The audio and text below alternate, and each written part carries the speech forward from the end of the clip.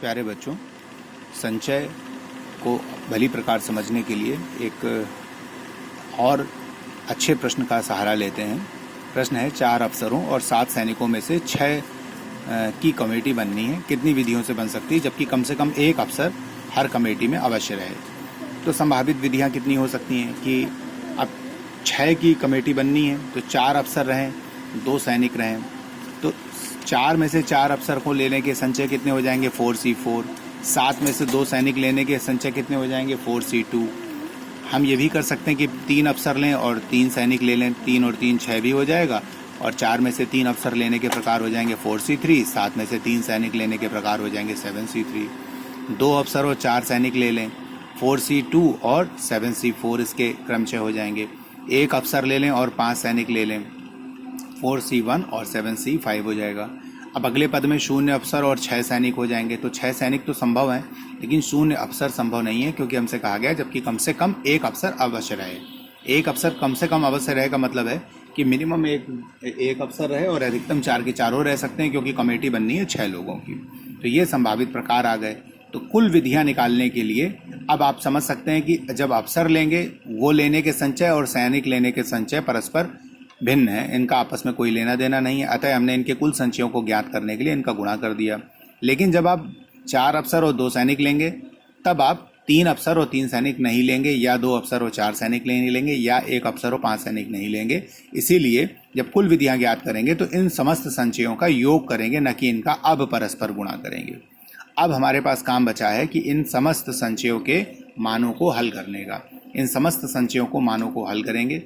प्यारे बच्चों, वीडियो को पॉज करके देखेंगे, आपको इसका पद जो है वो समझ में आ जाएंगे। बस इनको सरल तरीके से हल करके इनको जोड़ देंगे और उत्तर आ जाएगा 455। अगले प्रश्न की ओर चलते हैं।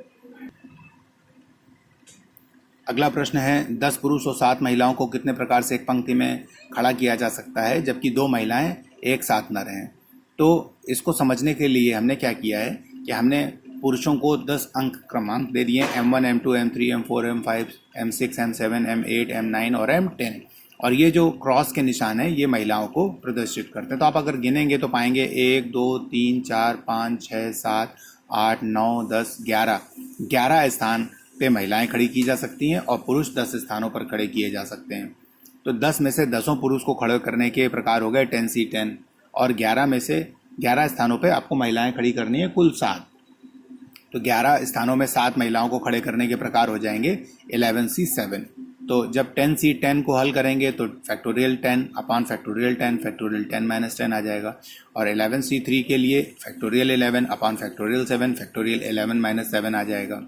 अब हल करते हैं तो बच्चों इसको ध्यान रखते हैं कि नीचे हमें मिलना है फैक्टोरियल 7 और 11 माइनस 7 फैक्टोरियल 4 मिलना है, और ऊपर है फैक्टोरियल 11। तो पूरा 10 11 11 10 9 8 7 6 5 4 3 2 1 न करने के बजाय हम नीचे वाले फैक्टोरियल के बराबर ऊपर वाला ले आते हैं। तो ये आपका हो जाएगा, इस पूरे का मान हो जाएगा 1, और यहाँ आ जाएगा 11 10 9 8 और फैक्टोरियल 7 लिख देंगे, क्योंकि फैक्टोरियल 7 के पीछे 6 5 4 3 2 1 आना ही है।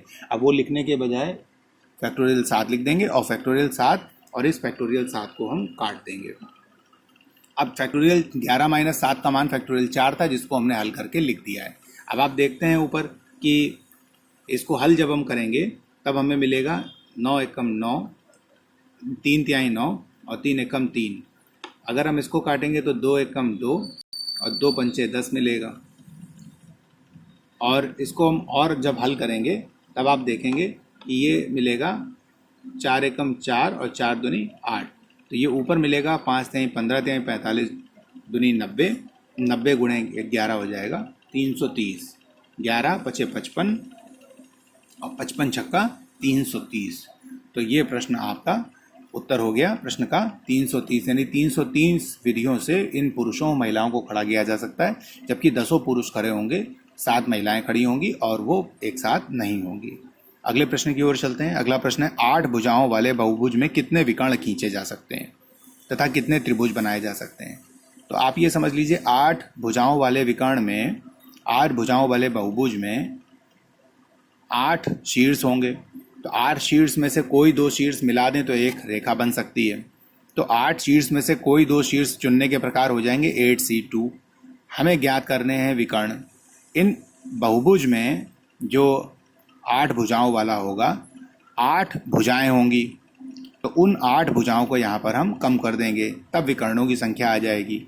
तो 8C2 का मान निकाल के उसमें से 8 कम कर देंगे। 8C2 को हल करेंगे, 28 मिलेगा, 28 में से 8 चला गया, 20 आ गया।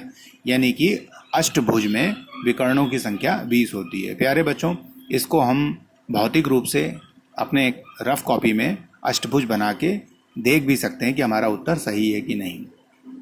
अब आती है त्रिभुजों की संख्या। तो त्रिभुजों की संख्या ज्ञात करना एकदम सरल है कि 8 में से कोई भी 3 बिंदु ले लें, एक त्रिभुज बन जाएगा। अब यहाँ पर आपको किसी भुजाओं की संख्या घटानी नहीं है, क्योंकि जितने भी त्रिभुज बनेंगे वो सारे त्रिभुज ही होंगे और वही हमारे अभीष्ट उत्तर होगा। 8C3 को हल करेंगे, उत्तर आ गया 56 त्रिभुज। वीडियो को पॉज करके इसकी कार्य प्रणाली को समझ सकते हैं। अगले वीडियो में फिर मुलाकात होगी, तब तक के लिए धन्यवाद।